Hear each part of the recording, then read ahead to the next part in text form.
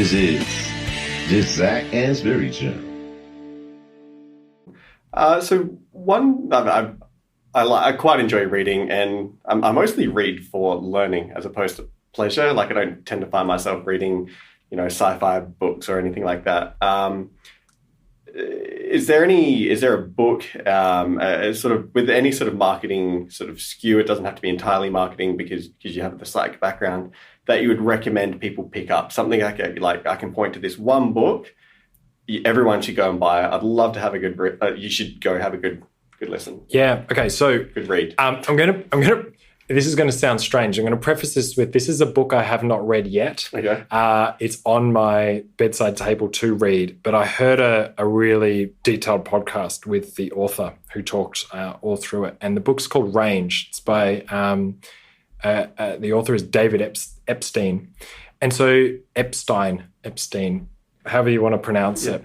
He's a guy that's worked a lot with Malcolm Gladwell. And I love all of the Malcolm Gladwell books. One of my favorite books of all time is Outliers by Malcolm Gladwell. Yeah. I don't know if you've read about the first half. Yeah, right. And so this is almost an extension of that idea, where the subtitle of the book is How Generalists Succeed in a Specialist World, right? And it's this idea, what he's looking at is this assumption that we have, I guess, as general societies now, that the way to get ahead is pick an area, specialize in it, and spend your entire time doing that. That's the quickest way to get ahead, right? Think about this with sports. It's like kids training to do one sport from 4 years old. As academics, I remember as a PhD student, I was told if you ever want a job, you have to pick your area, you have to pick your method, your topic, whatever it is, and be known for those things. You've got to specialize, right? And what essentially this book is about, and what this author's been doing, is trying to dispel some of those, what he thinks that's actually a myth. And so he's looked through... I love a good myth-busting book. Yeah. So looked through a lot of very successful people in various settings and finds that the vast majority have actually come from generalist backgrounds. They did not specialize. They were more generalists. So think about this as the successful CEOs of companies who have come from completely different fields.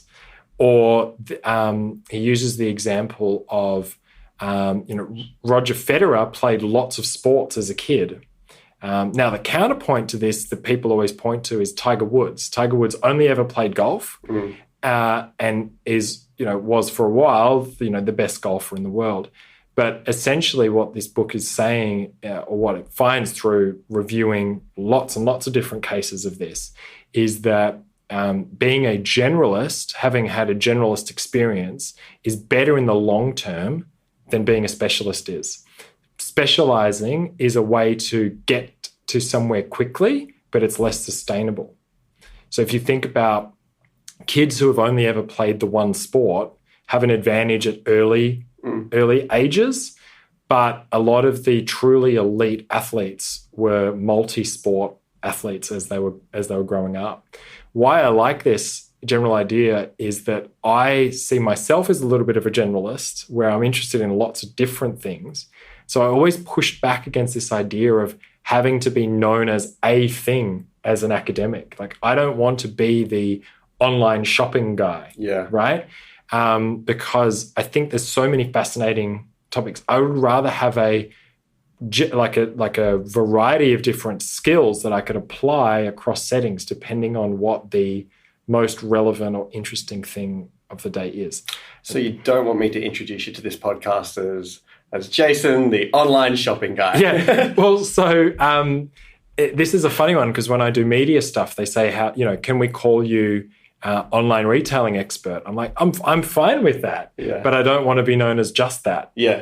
I do know a bit about online retailing, but I also know a bit about consumer psychology and also general marketing theories and that kind of thing. So that to me is a more enjoyable future than having the one niche area.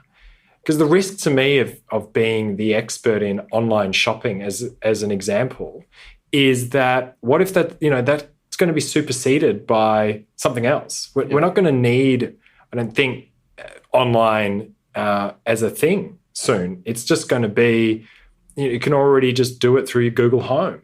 So is that online? I don't know. Your fridge can order the milk for you. So I don't want to be pigeonholed into a topic that may in the future not be relevant. And that's a really good point, because I'm currently going through an early career researcher sort of program that the university has set up. And they were talking about, category 1 grants, so the government grants, the ARCs. And they were talking about how their topics come in and out of fashion. And so they'll have funding for a team, and then that comes out and they lose people. And then they get funding for a team and they come out and they lose people. They get funding for a team, and they've kind of got these waves that they have to ride throughout their career because they're so specialized in one area. But if they were known across more or had a more wider scope, almost like Sharon's model, where it's kind of funded by industry and government, like category 2 grants, then you can have a more long-term sustainable career, as opposed to the specialization, good for a short period of time approach that you mentioned. Yeah, I think it's finding that balance, right? Because obviously, like Sharon and the social marketing group it's social marketing, so that is a specialization. But within social marketing, they're not just doing food, or they're not just doing exercise. They're doing all aspects of. So it's more that they've got this general way of thinking. They've got this way of thinking which is about using marketing for social benefits that can then be applied across heaps of different settings. So I think that's, to me, where the optimal idea is. So having some enough specialization that you're not trying to do everything, but also not saying this is my only area I will ever do anything in. Yeah, I think it's a bit dangerous to kind of pigeonhole yourself into something, because as soon as no one needs it or it's not wanted, see you later.